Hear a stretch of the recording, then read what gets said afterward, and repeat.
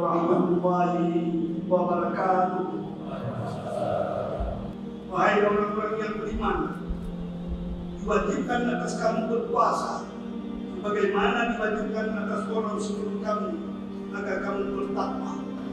Allah Subhanahu wa taala berfirman dalam surat Al-Hujurat ayat 13, hai manusia, sesungguhnya kami menciptakan kamu dari seorang laki-laki dan perempuan dan menjadikan kamu berbangsa-bangsa dan bersuku-suku supaya kamu saling mengenal.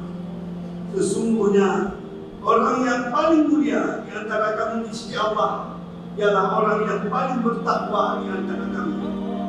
Sesungguhnya Allah Maha Mengetahui lagi Maha Mengetahui.